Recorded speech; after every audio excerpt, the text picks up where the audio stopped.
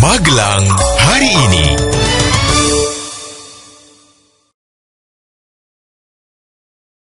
Halo warga Magelang, senang sekali saya Lovi Lovado bisa kembali menjumpai Anda dengan rangkuman-rangkuman berita seputar kota Magelang di Magelang hari ini.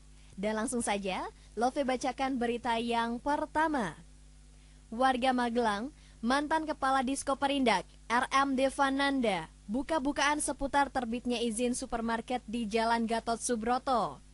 Semasa mengepalai Disko Perindak, pihaknya merasa hanya sekali diajak berkoordinasi membahas perizinan supermarket tersebut. Pada saat itu, pihaknya menolak izin tersebut.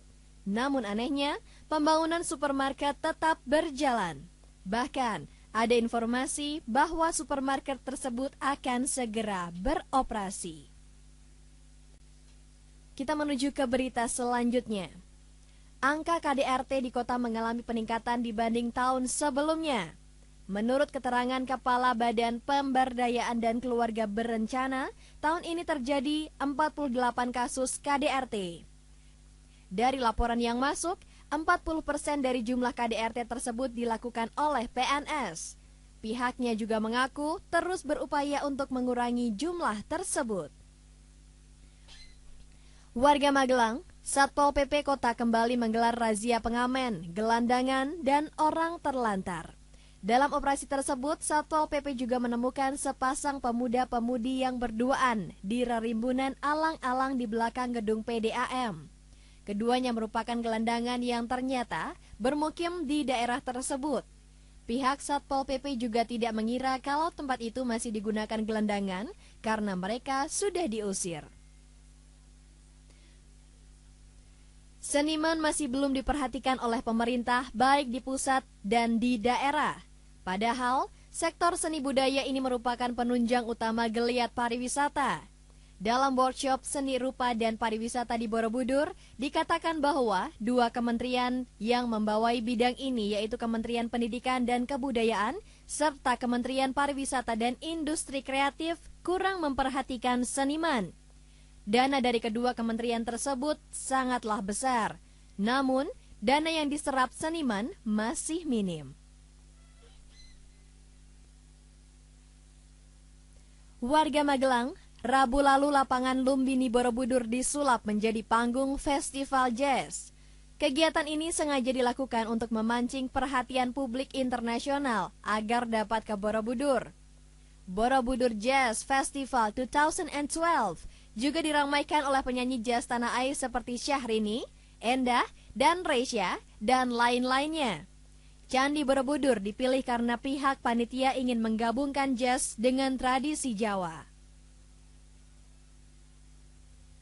Masih kami rangkumkan berita-berita seputar kota Magelang untuk Anda dalam Magelang hari ini.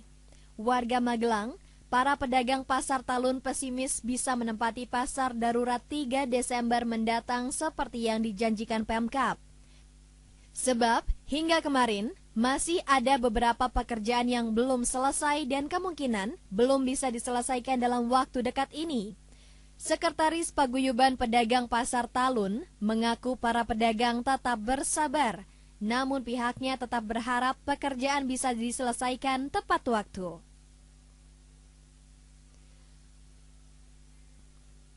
Untuk mewujudkan penyelenggaraan pemerintah yang demokratis, PNPM Pola khusus penanganan bencana Kabupaten menggelar pelatihan peningkatan kapasitas di Aula Kecamatan Ngeluar. Pelatihan yang diikuti 50 petugas tersebut didasarkan pada Undang-Undang Pemda. Pelatihan ini bertujuan mensinergikan pemerintah desa dengan petugas PNPM. Seorang warga Bandungan yang bekerja di proyek pembangunan gedung kesenian Purworejo kesetrum arus listrik tegangan tinggi saat bekerja di ketinggian kemarin. Beruntung, insiden ini tidak sampai mengakibatkan korban kehilangan kesadaran. Namun, tangan kiri dan dada korban gosong dan harus dilarikan ke RSUD setempat. Insiden itu pun mengakibatkan trafo listrik yang terpasang di tiang tidak jauh dari lokasi proyek meledak hingga mengakibatkan jaringan listrik padam. Warga Magelang BNPB mengeruk material lahar dingin yang memenuhi tanggul pengamanan Sungai Putih di Desa Ngablak, Kecamatan Serumbung. Deputi Bidang Penanganan Darurat BNPB mengatakan telah mengerahkan 5 alat berat untuk menangani banjir lahar dingin di sejumlah sungai yang berhulu di Gunung Merapi. Maksud pengerukan lahar di Sungai Putih adalah untuk mengurangi debit lahar yang melewati Sungai Batang. Sungai ini bukan merupakan jalur lahar sehingga tidak mampu menampung lahar. Akibatnya, puluhan hektar lahar pertanian penduduk sudah rusak karena tertimbun lahar. Warga Magelang, kita menuju ke berita yang terakhir. Disnaker Transos Kota menggelar pelatihan las listrik selama 12 hari. Kegiatan tersebut sudah dimulai Rabu lalu di SMK Negeri 1 Kota. Hal ini menjadi salah satu upaya Disnaker Transos meningkatkan kesempatan kerja dan menyiapkan tenaga kerja siap pakai. Diharapkan, pelatihan ini dapat memberikan keterampilan dan mengurangi jumlah pengangguran di kota. Telah Anda simak rangkuman-rangkuman berita seputar Kota Magelang dalam Magelang hari ini. Anda bisa update kembali rangkuman-rangkuman berita Magelang hari ini besok. Dan saya Lovi Levado, sampai jumpa.